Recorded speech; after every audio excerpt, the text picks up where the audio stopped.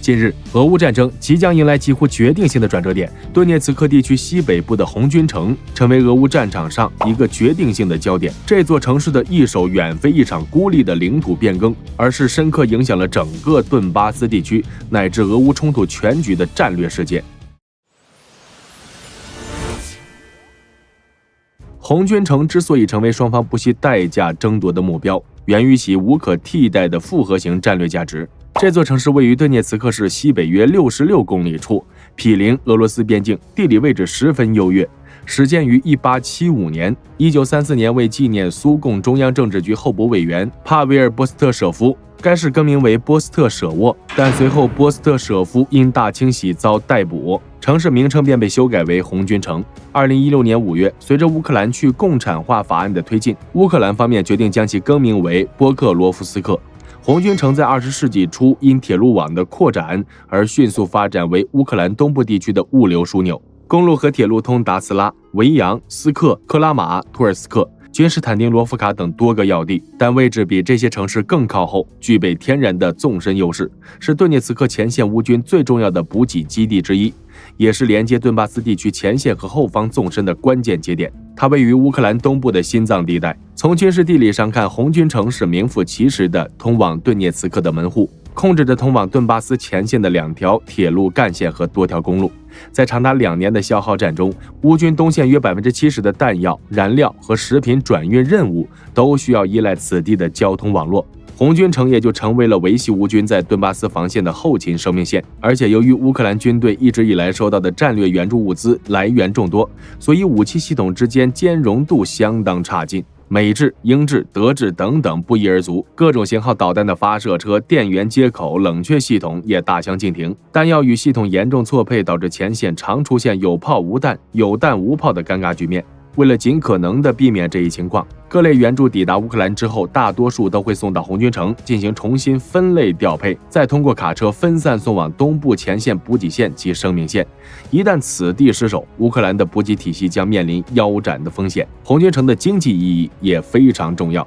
这里坐落着乌克兰全国唯一的焦煤矿，战前年产量高达600万至800万吨，占全国炼焦煤产量的23%。焦煤是钢铁工业的食粮，失去这个煤矿，意味着乌克兰本就因战争而萎缩的钢铁产业将遭受根本性打击，其战争潜力和战后重建的经济基础将被大幅削弱。此外，红军城还是乌军在顿巴斯精心打造的堡垒链防御体系中的3大支柱之一，它的存在直接掩护着其东北方向的卫星城米尔诺赫拉德，并支撑着更后方的康斯坦丁尼夫卡乃至最终的核心堡垒群斯拉维扬斯克、克拉马托尔斯克城市群。因此，红军城的得失关系到整个顿巴斯防御体系的稳定性，具有引发多米诺骨牌效应的潜在可能。而除了地理和经济上的重要性，红军城在战争中的象征意义也不容忽视。它是乌克兰人抵抗外来侵略的一个象征，是乌克兰民族精神和独立意志的代表。它的失守对乌克兰人意志方面的影响也不容小觑。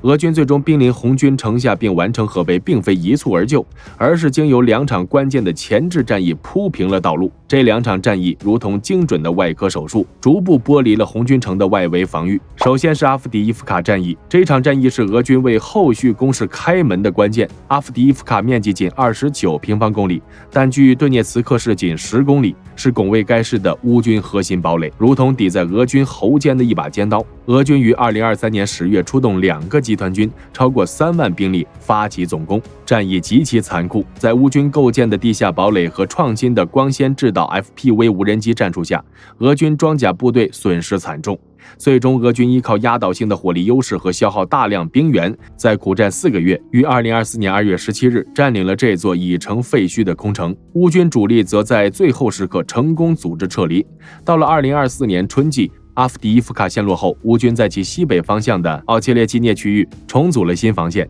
红军城恰好位于这一条新防线的侧翼突出部，使其成为俄军的下一个焦点。为了再次取得突破，俄军一度集结了超过10万重兵，沿着狭窄的公路发起连续强攻。这里的战斗演变成了一场高强度的消耗战，俄军试图以此撕开乌军防线，从北面向红军城施压。尽管进程缓慢且代价高昂，但俄军在此方向的持续压力最终成功开辟了进攻红军城的北部战线，与从东面阿夫迪伊夫卡方向的攻势形成了呼应。虽然付出的代价非常昂贵，但这场战役成功地打开了红军城的北部侧翼。随着奥切列基涅被俄军控制，红军城北部通往乌军后方的主要通道暴露在俄军威胁之下。至此，经过历时数月的连续进攻，俄军成功地从东面和北面两个方向逼近红军城，对这座重镇形成了高压态势，为其后的总攻创造了极为有利的战场布局。面对这座防御严密的枢纽城市，俄军并未重蹈巴赫穆特时期进行残酷正面消耗战的覆辙，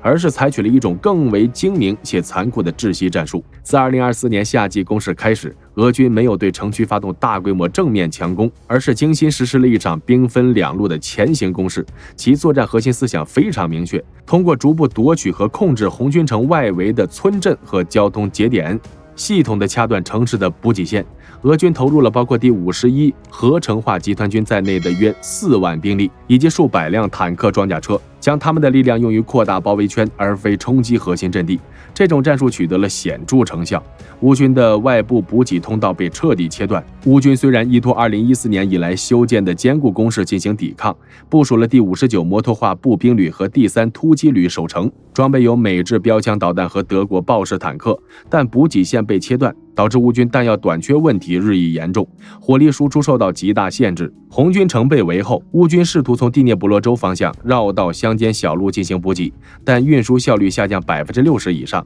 且频繁遭到俄军无人机与炮火打击。2024年10月底，俄军成功从北、东、南3个方向完成合围，仅在城西留下一条约5公里宽的走廊，而这条走廊也完全处于俄军炮兵。在无人机的火力覆盖之下，补给线的断绝对守军造成了毁灭性影响。城内乌军士兵赖以生存的弹药、食品和药品运输变得极度危险且低效。有前线士兵描述，暴露在外的装甲车辆存活时间仅有几个小时，大部分士兵在火线上的平均存活时间约为96小时。俄军构建了密集的无人机监视和猎杀网络，任何试图通过公路进行补给的车队都会遭到 FPV 无人机、柳叶刀巡飞弹的精准打击。到了10月下旬，乌军通往红军城的陆上补给通道已基本瘫痪。尽管乌军在红军城部署了第155法械旅、第79和第25空降突击旅等精锐部队，并配备了包括豹2坦克、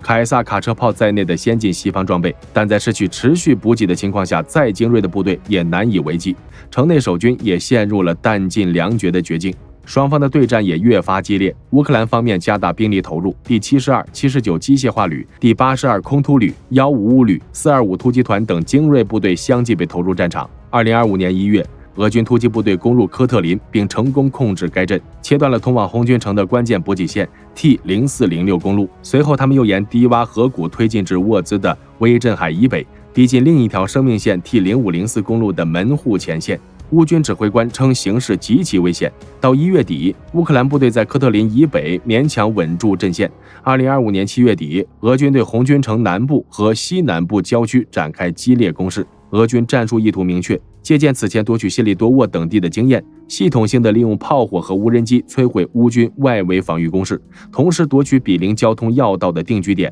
旨在逐步切断守军的补给线。乌克兰总统泽连斯基当时承认，该方向战斗艰苦，俄军的小股侦察破坏分队不断进行袭扰。进入8月，俄军的前行攻势效果显现，在红军城以北的关键方向，双方围绕罗金西克等地展开激烈争夺。至8月初，随着顿涅茨克西部重镇恰索夫亚尔的陷落，俄军从南北两面夹击红军城的战略态势完全形成。此时，英国《每日电讯报》基于对前线乌军的采访指出，其防御正在瓦解，士气低迷。俄军改变了在巴赫穆特时期正面强攻的战术，转而采用全面渗透式打击。他们将经验丰富的士兵组成小型突击队，在重炮和自杀式无人机的精确支援下，从多个方向持续向城内渗透，与据守民房和街垒的乌军展开巷战，旨在缓慢而确定地压缩包围圈。10月底至11月初，战事进入白热化阶段。俄国方部称，在红军城火车站地区打击被围乌军，并挫败其突围企图。11月1日，俄方甚至宣称已有被围困的乌军人员开始投降。为挽救危局，乌军采取了极为冒险的支援方式，使用直升机向被围城区机降特种部队执行补给任务。然而，这种行动风险极高。有战报称，一架载有11名乌军特种部队的黑鹰直升机在行动中被击毁，人员全部丧生。尽管乌军总司令斯尔斯基多次亲临前线，并否认部队被完全包围，但总统泽连斯基不得不承认后勤补给艰难。至11月6日，俄国防部通报称，仍在红军城继续推进，一昼夜内即控制了64座建筑，并击退乌军10余次解围进攻。12月1日晚，俄罗斯国防部宣称，俄军已控制顿涅茨克地区、红军城和沃尔昌斯克。乌克兰方面虽然暂未回应，但是从卫星图上可以看到，红军城本体已经被攻陷，双方在红军城的周边地区正在进行激烈的拉扯。红军城战役的结果对俄乌双方产生了深远且不对称的战略影响。对俄罗斯而言，控制红军城是其实现特别军事行动、控制整个顿巴斯地区目标的关键一步。俄媒对此结果直言，占领红军城后，俄罗斯距离控制整个顿巴斯的目标又近了一步。在军事上，此举不仅截断了乌军在顿巴斯的一条主动脉，还使得其姊妹城米尔诺赫拉德彻底孤立。后续的康斯坦丁尼夫卡也将陷入三面受敌的险境。俄军可以将部分部队从红军城方向释放出来，转用于顿涅茨克其他方向或扎波罗热战线，从而获得更大的战役灵活性，极大地增强了莫斯科在谈判桌上的地位和筹码。对乌克兰而言，损失是沉重的，最直接的打击是失去了至关重要的后勤枢纽和焦煤产地，其顿巴斯防御体系的完整性被撕开了一个巨大的缺口。更具灾难性的是，为防守红军城，乌军消耗了大量本已捉襟见肘的精锐部队和西方援助的先进装备。前线的美制 M1A1 坦克、大量 M2 布拉德利战车和海马斯火箭炮已在消耗战中损失惨重，乌军被迫更多依赖苏联旧弹药和国产无人机进行抵抗。红军城战役的落幕，标志着俄乌战争进入了一个新的阶段。它不仅是俄军自2023年攻克巴赫穆特以来取得的最大规模胜利，更是一场战略意义远超战术胜利的战役。在现代持久消耗战中，后勤补给线和战略枢纽的争夺，往往比一城一池的得失更为致命。红军城的易手，如同推倒了顿巴斯地区的第一张关键多米诺骨牌，其引发的连锁反应将如何发展？能否如俄军所愿，最终导致整个乌东堡垒链的瓦解，将成为决定未来战局走向的核心看点。同时，这场胜利也为俄罗斯在外交谈判中积累了非常重要资本，对将来的谈判影响也不可估量。我是大胖兵，我们下期再见。